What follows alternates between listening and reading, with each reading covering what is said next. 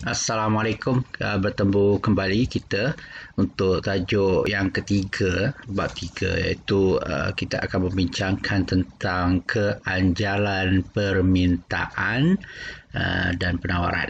Jadi untuk pada sesi kali ini, untuk bahagian ini kita akan membincangkan subtopik 3.1, iaitu keanjalan permintaan. Okey, untuk subtopik 3.2 kita akan buat pada video yang lain lah. Okey, iaitu berkaitan dengan keanjalan penawaran. Okey, kita tengok dulu keanjalan permintaan. Dari segi pertama sekali kita tengok objektif pengajaran kita, di mana diharapkan pelajar dapat memberi takrifan ke atas keanjalan yang terdiri daripada keanjalan permintaan dan penawaran. Okey, bagi keanjalan permintaan ni dia ada tiga, iaitu keanjalan permintaan harga, keanjalan permintaan silang, dan yang ketiga keanjalan permintaan pendapatan. Okey, dan seterusnya di akhir pengajaran bagi topik bab tiga ni juga kita harapkan pelajar dapat mentakrifkan keanjalan penawaran juga. Okey. Tapi fokus kita pada hari ini lebih kepada keanjalan permintaan harga, iaitu subtopik 3.1.1. Dari segi definisi ataupun pengertian bagi maksud keanjalan ini, dia merupakan satu konsep yang mana dia mengukur darjah tindak balas dalam kuantiti permintaan dan juga penawaran, kesan daripada perubahan yang berlaku ke atas sesuatu pemboleh ubah tertentu. Okay. Jadi kita tengok yang pertama sekali dari sudut definisi keanjalan permintaan pula. Kalau tadi maksud ataupun definisi keanjalan secara khusus, sekarang ni kita terus kepada keanjalan permintaan. Dari segi definisi ataupun maksudnya, keanjalan permintaan ni ialah mengukur darjah tindak balas perubahan kuantiti diminta sesuatu barang, kesan daripada perubahan yang berlaku dalam tingkat harga barang itu sendiri, ataupun kita panggil harga barang tersebut. Yang kedua, atau mungkin berlaku disebabkan oleh perubahan harga barang lain. Dan yang ketiga, atau perubahan yang berlaku ke atas tingkat pendapatan pengguna. Okey, jadi di sini bermakna ada tiga pemboleh ubah yang boleh mempengaruhi perubahan ke atas kuantiti permintaan sesuatu barang. Kalau kita tengok, perubahan harga barang itu akan mempengaruhi kuantiti permintaan ataupun kuantiti diminta. Perubahan harga barang lain juga boleh mempengaruhi perubahan kuantiti diminta, dan juga pendapatan juga boleh mempengaruhi perubahan ke atas kuantiti permintaan. Okey. Okey, kita tengok kalau perubahan harga barang tersebut yang akan mempengaruhi kuantiti diminta ke atas suatu barang itu, kita nak melihat berapa besar darjah tindak balas ke atas perubahan kuantiti, dan kita akan melihat ia boleh dilihat melalui keanjalan permintaan harga. Simbolnya adalah ED. Kalau perubahan harga barang lain, bagaimana perubahan harga barang lain boleh mempengaruhi perubahan kuantiti permintaan ke atas suatu barang, kita akan melihat dari sudut keanjalan permintaan silang lah. Okay. Maknanya keanjalan permintaan silang ni dapat melihat hubungan antara perubahan harga sesuatu barang akan mempengaruhi perubahan permintaan barang yang lain pula. Okey, so dalam kes ini kita andaikan ada dua barang lah, itu barang X dengan barang Y. Sebab itu simbol bagi keanjalan permintaan silang ni kita tulis sebagai EXY ataupun lebih tepatnya EDXY. Okey, ED itu bermaksud keanjalan permintaan lah, elasticity of demand.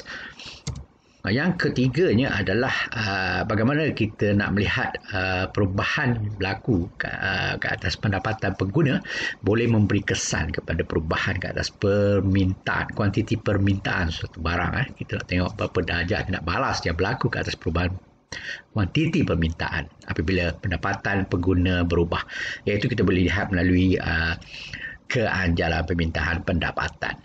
Simbol bagi keanjalan permintaan pendapatan adalah EDY ataupun kita sebut juga EY lah. Okey. Y menunjukkan pendapatan lah. Okey, kita tengok dulu keanjalan permintaan harga. Dari segi definisi ataupun maksud, ia mengukur kadar ataupun kalau tidak sebut kadar pun mengukur darjah tindak balas perubahan kuantiti diminta sesuatu barang kesan daripada perubahan tingkat harga barang tersebut, barang itu sendiri, dengan andaian ceteris paribus, iaitu faktor-faktor selain daripada harga barang itu tidak berubah. Faktor-faktor lain selain daripada harga itu maksudnya harga barang lain, faktor pendapatan, faktor ciri rasa dan sebagainya tidak berubah pada waktu itu. Yang berubah hanya perubahan harga barang itu saja. Okey, kita tengok pada dari segi pengiraan, sebab keanjalan ni bila kita nak mengukur darjah tidak balas perubahan ke atas kuantiti akibat perubahan harga tu, bermakna kita kena buat penghitungan dengan menggunakan rumus. Tapi dalam kaedah dalam keanjalan permintaan harga ni ada dua kaedah atau dua cara bagi mengira keanjalan permintaan harga. Yang mana yang pertama sekali kaedah keanjalan lengkuk dan satu lagi kaedah keanjalan titik. So ada dua. Okey, kita tengok dulu maksud ataupun definisi bagi keanjalan permintaan lengkuk, iaitu mengukur darjah tindak balas perubahan kuantiti permintaan suatu barang atau kuantiti diminta suatu barang tu apabila berlaku perubahan ke atas harga barang tersebut lah.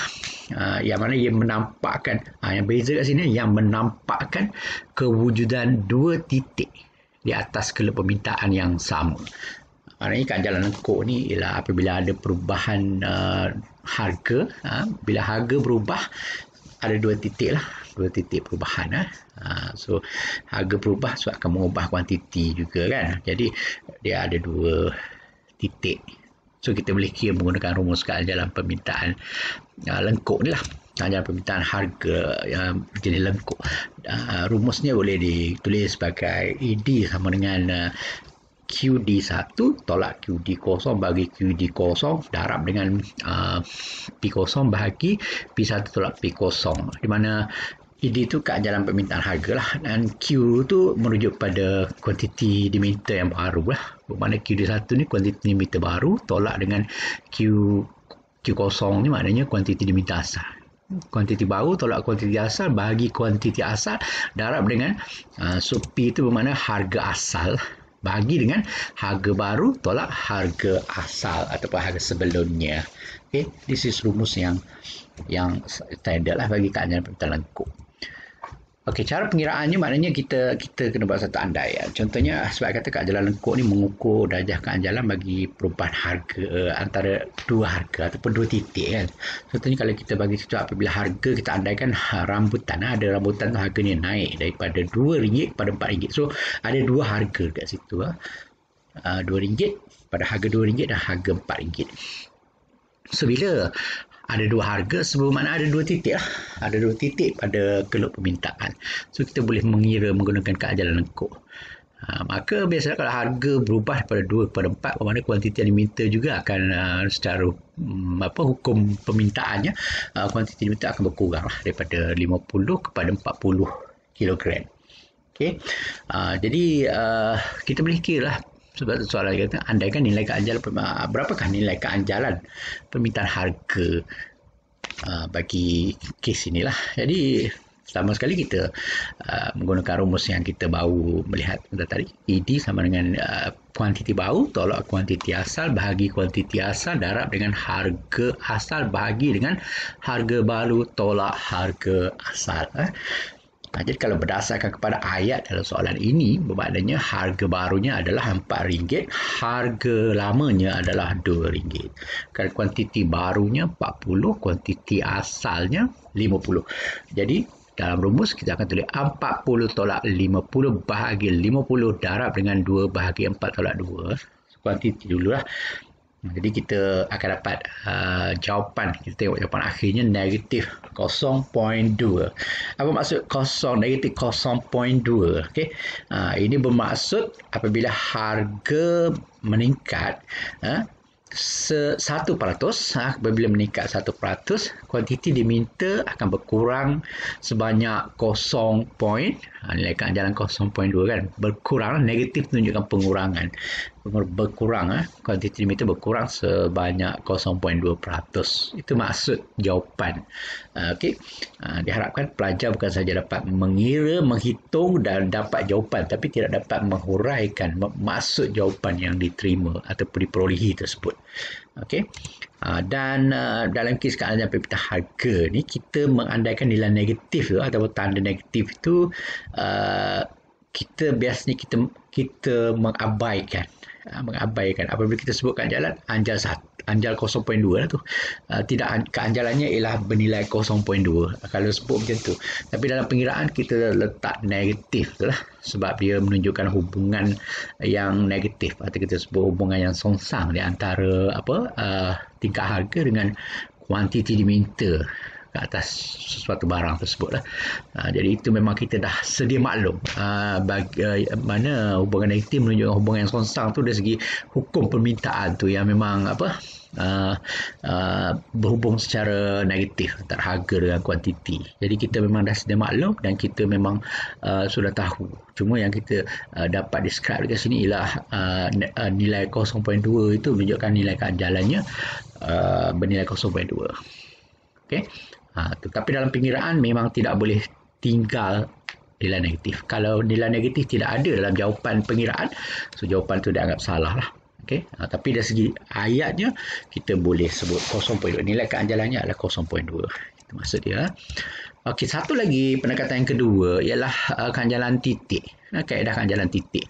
Macam mana nak mengira? Tapi sebelum kita mengira, kita tengok dulu definisi keanjalan permintaan titik ya. Mengukur darjah tindak balas perubahan kuantiti permintaan atau kuantiti diminta suatu barang tu apabila berlaku perubahan harga yang sangat kecil ke atas satu barang tersebut, sehingga kan dia tidak menampakkan ataupun tak wujud pun dua titik di atas skala permintaan sama. Maknanya dengan ringkas katanya ialah tiada perubahan ke atas harga tersebut, sebab tak ada nampak pun kewujudan dua titik. Itu maksudnya, ataupun perubahan kecil sangat. Maknanya bila kecil sangat tu tak nampak perubahan harga lah. So ada satu saja harga lah, sebab dia tak berubah. Maknanya dengan kata lainnya, saya boleh kata keanjalan permintaan titik ni sebenarnya nilai keanjalan yang kita nak dapatkan bagi satu titik. Bagi satu titik saja pada satu keluk permintaan yang bergaris linear ataupun bergaris lurus. Maksudnya pada satu titik tu maknanya berapakah nilai keanjalan pada titik ataupun pada titik A ataupun pada harga. Pada titik A itu dia ada harga dia dan kuantiti dia kan. Pada harga tersebut dan kuantiti tersebut. Maknanya nilai keanjalan titik ni adalah kita mengira untuk mengetahui nilai keanjalan pada satu titik saja. Okey, tanpa perubahan harga ataupun kalau berlaku pun sangat kecil lah. Itu maksudnya. Okey, kita cuba tengok rumus keanjalan titik ya. Dari segi keanjalan titik boleh lihat pada satu keluk permintaan yang mencurun negatif dari kiri ke kanan, yang di mana satu keluk yang bergaris lurus lah. Jadi kita andai kita sedang ada satu titik ni di sini, itu titik X pada harga PO dan juga kuantiti Q2 lah. Intercept ataupun kita bagi pintasan pada paksi harga adalah pada P1 dan intercept atau pintasan pada paksi kuantiti adalah pada Q1. Jadi rumus yang pertama adalah kita nak bagaimana kita nak mendapatkan nilai keanjalan pada titik X ni. Titik X ni kita sengaja buat di tengah-tengah lah. Maknanya jarak P1 P0 dengan P0 O ni adalah sama. Jadi di tengah-tengah. Jadi macam mana kita nak dapatkan nilai keanjalan pada titik ni? Kita guna rumus ni lah, perubahan Q bahagi Q dipanggil. Perubahan Q bahagi Q. Okey. Jadi perubahan Q ni sinilah Q1 tolak Q2. Q1 tolak Q2. Jarak ni untuk mengetahui nilai keanjalan pada titik X ni, kita boleh menggunakan paksi kuantiti. Rumus ni berdasarkan paksi kuantiti. Okey, jarak ni Q1 Q2 dibahagi dengan O tolak Q2. O tolak Q2 ni adalah jarak ini. Jadi untuk mengetahui keanjalan titik X berpandukan kepada paksi kuantiti, jarak Q2 Q1 ni dibahagikan dengan jarak Q2 kosong. Okey, jarak ni bagi jarak ni. Kita tulis situ jarak itu Q2 Q1 dibahagikan dengan jarak OQ2. Okey, ini rumus ni berdasarkan kepada paksi kuantiti lah. Rumus yang kedua berdasarkan paksi harga, paksi menegak. Ini paksi mendatar bagi kuantiti, paksi menegak harga. Okey, rumusnya kita boleh dapat nilai yang sama juga bagi keanjalan titik X tu apabila jarak OPO ni, jarak OPO dibagi dengan jarak P1 P0. Okey, jadi kalau kita buat itu maknanya itu OP0 jarak tu bahagi dengan jarak P1 P0. Okey, jadi kita akan dapat juga dengan rumus yang kedua ni kita boleh dapat nilai keanjalan bagi titik X ini. Kalau kita berdasarkan paksi P lah. Kalau kita guna rumus 1 ni kita berdasarkan paksi Q, jarak ini Q1 Q2 tolak bagi dengan OQ2. Okey, ni dua rumus.